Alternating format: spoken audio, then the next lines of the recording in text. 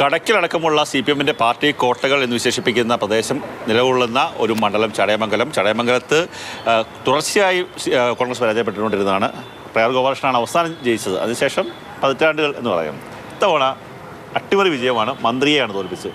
എങ്ങനെയായിരുന്നു ചടയമംഗലത്ത് ഇടതുപക്ഷത്തിനൊരു ധാരണയുണ്ട്, ജയിച്ചു പോയിട്ട് ഒന്നും ചെയ്തില്ലെങ്കിലും മണ്ഡലത്തിൽ ഒരു വോട്ട് ബാങ്കുണ്ട്, ഇടതുപക്ഷത്തിനൊരു വോട്ട് ബാങ്ക് ഉള്ളത്, അത് തങ്ങൾക്ക് അനുകൂലമായി ചെയ്യും എന്നുള്ളത് കൊണ്ട് ആ മണ്ഡലത്തിനോടൊരു വലിയ അവഗണന കാലങ്ങളായി നടത്തിക്കൊണ്ടിരിക്കുന്നുണ്ട്. കഴിഞ്ഞ 25 വർഷമായി മണ്ഡലത്തിൽ നടക്കുന്ന അവികസിതമായ സമീപനങ്ങൾ,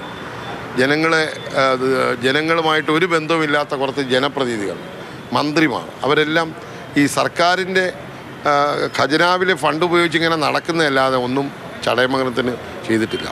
ഈ MLA-മാരുടെ പരമ്പരകൾ ഇങ്ങനെ മണ്ഡലത്തിനെ നടത്തുന്ന അവഗണനയുടെ അവസാന ഒരു ഇതായിരുന്നു മന്ത്രി ശ്രീമതി ചിഞ്ചു-റാണി.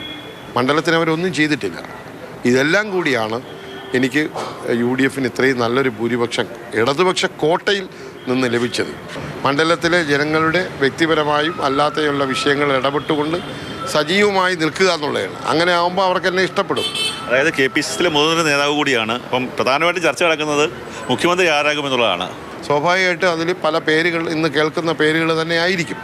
അതിൽ ഏറ്റവും കൂടുതൽ MLA-മാർ പറയുന്ന ഒരാളായിരിക്കും മുഖ്യമന്ത്രി എന്നാണ് ഞങ്ങളെയൊക്കെ ധാരണ. അങ്ങനെയാണ് സംഭവിച്ചിട്ടുള്ളത്.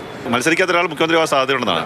മത്സരിക്കാത്തതോ മത്സരിക്കുന്നതോ അല്ല, അത് നമുക്കറിയാമല്ലോ. ഇന്ത്യൻ ഭരണഘടന അനുസരിച്ച് 6 മാസം കഴിഞ്ഞ് മത്സരിച്ചാൽ മതിയല്ല. അത് ഒരു വിഷയമല്ല. അങ്ങനെ പല പ്രാവശ്യം മുഖ്യമന്ത്രിമാരുണ്ടായിട്ടുണ്ട്. ആരാകുമെന്ന് ഞാൻ പറയുന്നില്ല. പക്ഷേ ഈ താല്പര്യം, അതായത് MLA-മാരുടെ താല്പര്യപ്രകാരമുള്ള പേരുകൾ AICC ചർച്ച ചെയ്ത് ഒരു സമവായം ഉണ്ടാക്കി മുഖ്യമന്ത്രിയെയും ക്യാബിനറ്റെയും തിരഞ്ഞെടുക്കും. അവികസിത മണ്ഡലമാണ്, അവിടെ വികസിത മണ്ഡലമാക്കി മാറ്റുക എന്നുള്ള ലക്ഷ്യത്തോടു കൂടിയാണ് MM നസീർ ഇപ്പോൾ MLA ആയി സത്യപ്രതിജ്ഞ ചെയ്യാൻ പോകുന്നത്. അതിനുവേണ്ടിയുള്ള പ്രവർത്തനങ്ങളാകും അദ്ദേഹത്തിൻ്റെ ഭാഗത്തുനിന്നുണ്ടാവുക. ക്യാമറമാൻ ഷാനവാസ് പരിദിനൊപ്പം കണ്ണൻ നായർ, മാതൃഭൂമി ന്യൂസ്, കൊല്ലം.